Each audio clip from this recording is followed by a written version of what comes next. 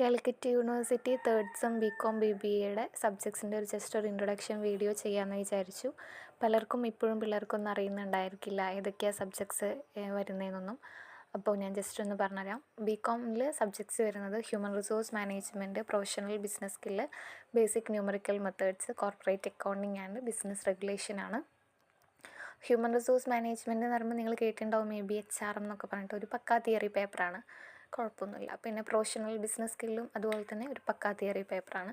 പിന്നെ basic numerical methods എന്ന് പറയുമ്പോൾ ഒരു മാത്സ് റിലേറ്റ് ചെയ്തിട്ടുള്ള ഒരു സബ്ജക്ട്സാണ്. അതായത് നിങ്ങൾ +1 +2 പഠിച്ചിട്ടുണ്ടാകും ഇൻഡിവിജ്വൽ ഡിസ്ക്രീറ്റ് സീരീസ് എന്നൊക്കെ പറഞ്ഞിട്ട്. അപ്പോൾ അതിൻ്റെ ഒരു ബാക്കി എന്നൊക്കെ വേണമെങ്കിൽ പറയാം. അതുപോലെ തന്നെ ഇനി നമുക്ക് 4th സെമ്മിലുള്ള QTയുടെ ഒരു ഇൻട്രൊഡക്ഷൻ എന്നും പറയാം.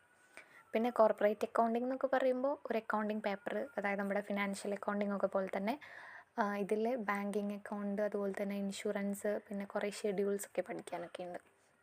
നമുക്ക് ഡീറ്റെയിൽ ആയിട്ട് പഠിക്കാം.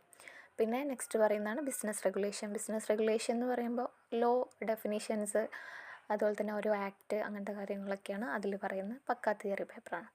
അതാണ് BCOMൽ സബ്ജക്റ്റ് വരുന്നത്. പിന്നെ നെക്സ്റ്റ് പറയുന്നതാണ് BBA സബ്ജക്റ്റ്. BBAയിൽ വരുന്നത് professional business skill, basic numerical methods, business regulation, corporate accounting and financial management. ഇതിൽ പ്രൊഫഷണൽ ബിസിനസ് സ്കില്ലും ബേസിക് ന്യൂമറിക്കൽ മെത്തേഡ്സും ബിസിനസ് റെഗുലേഷനും BCOMുമായിട്ട് സെയിം പേപ്പർ തന്നെയാണ്. ടെക്സ്റ്റ് എല്ലാം സിലബസ് എല്ലാം സെയിം തന്നെയാണ്. പക്ഷേ കോർപ്പറേറ്റ് അക്കൗണ്ടിങ് സിലബസിൽ ഡിഫറൻസ് വരുന്നുണ്ട്. ചില ടോപ്പിക്സൊക്കെ മാറ്റം വരുന്നുണ്ടെന്നാണ് പറഞ്ഞത്. അതുപോലെ തന്നെ ഫിനാൻഷ്യൽ മാനേജ്മെൻറ്റ്, ഇവർക്ക് ഹ്യൂമൻ റിസോഴ്സ് മാനേജ്മെൻറ്റ് ഇല്ല, അതിന് പകരം ഫിനാൻഷ്യൽ മാനേജ്മെൻ്റ് ആണ്. ആക്ച്വലി കമൻറ്റ് ബോക്സിൽ ഇങ്ങനെ ഓരോരുത്തർ പറഞ്ഞു BBA സബ്ജക്റ്റ് എടുക്കുമോ. അപ്പോൾ ഞാൻ ആക്ച്വലി BCOM ആണ്. പക്ഷേ I will try my maximum. കാരണം നിങ്ങൾക്ക് ഇനിയിപ്പോൾ എക്സാം വരുന്നത് നവംബർ, ഡിസംബർ, ജനുവരി ആ ഒരു 3 മാസം ആ ഒരു സമയത്തായിരിക്കും. 5th സെം കഴിഞ്ഞിട്ട്, അല്ലെങ്കിൽ അതിന് മുന്നേ ആവാൻ ചാൻസ് ഇല്ല. ഓഫ്കോഴ്സ് അത് കഴിഞ്ഞിട്ടാവാനേ ചാൻസ് ഉള്ളൂ. അപ്പോൾ എന്തായാലും ഞാൻ നോക്കാം. കാരണം കഴിഞ്ഞ പ്രാവശ്യം വന്നിട്ടുണ്ടായിരുന്ന 3rd സെം ജനുവരിയിലായിരുന്നു. അപ്പോൾ എന്തായാലും അതിന് മുന്നേ നിങ്ങൾക്കുണ്ടായിരിക്കും. അപ്പോൾ അതിന് മുന്നേ ആയിട്ട് എന്തായാലും ഞാൻ ഫിനാൻഷ്യൽ മാനേജ്മെൻറ്റൊക്കെ ഞാൻ ഒന്ന് നോക്കിയിട്ട് എനിക്ക് പറ്റുകയാണെങ്കിൽ പറ്റുന്ന രീതിയിൽ ഞാൻ അപ്ലോഡ് ചെയ്യേണ്ട വീഡിയോസ്, അതുപോലെ തന്നെ കോർപ്പറേറ്റ് അക്കൗണ്ടിങ്ങിൽ എവിടെയൊക്കെ ഡിഫറൻസ് വരുന്നതെന്ന് നോക്കിയിട്ട് ഇൻഷാ അല്ലാഹ് ഞാൻ നോക്കട്ടെ.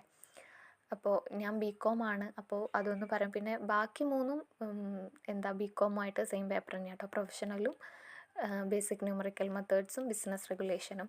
പിന്നെ ഇതിൻ്റെയൊക്കെ ടെക്സ്റ്റ് ഉണ്ടെങ്കിൽ കുറച്ചും കൂടെ നല്ലതായിരിക്കും. ടെക്സ്റ്റാണ് നല്ലത് പ്രൊഫഷണലും അതുപോലെ തന്നെ ബിസിനസ് റെഗുലേഷനൊക്കെ പഠിക്കാൻ വേണ്ടിയിട്ട്. ബേസിക് ന്യൂമറിക്കലും പിന്നെ മാത്സ് റിലേറ്റഡ് ആയതുകൊണ്ട്, നോട്ട്സ് ആയതുകൊണ്ട് കുഴപ്പമില്ല. നമ്മുടെ ഈ ഫിനാൻഷ്യൽ അക്കൗണ്ടിങ് ഒക്കെ പോലെ തന്നെയാണ് ഏകദേശം. അതുപോലെയല്ല, എന്നാലും അക്കൗണ്ട്സ് ഒന്നും വരുന്നില്ല, എന്നാലും ഏറെക്കുറെ ആ ഒരു മോഡൽ വേണമെങ്കിൽ പറയാം. ഓക്കെ, അപ്പോൾ ഇതാണ് അതിൻ്റെ ഇത് വരുന്നത്. ഞാൻ ഹ്യൂമൻ റിസോഴ്സ് മാനേജ്മെൻറ്റ് ഞാൻ വീഡിയോ അപ്ലോഡ് ചെയ്തിട്ടുണ്ട്, ഫസ്റ്റ് മൊഡ്യൂള്. അതിലിനി കുറച്ചെന്തോ കൂടെയുള്ളൂ പറയാൻ വേണ്ടിയിട്ട്, കംപ്ലീറ്റ് ആണത്.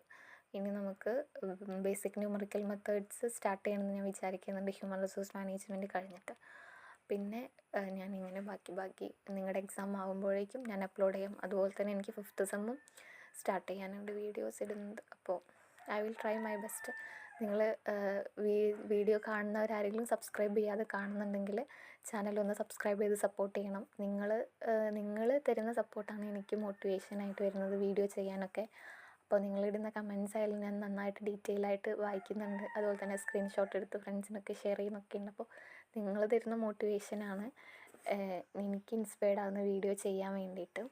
അപ്പോൾ മാക്സിമം സപ്പോർട്ട് ചെയ്യാം. Thank you.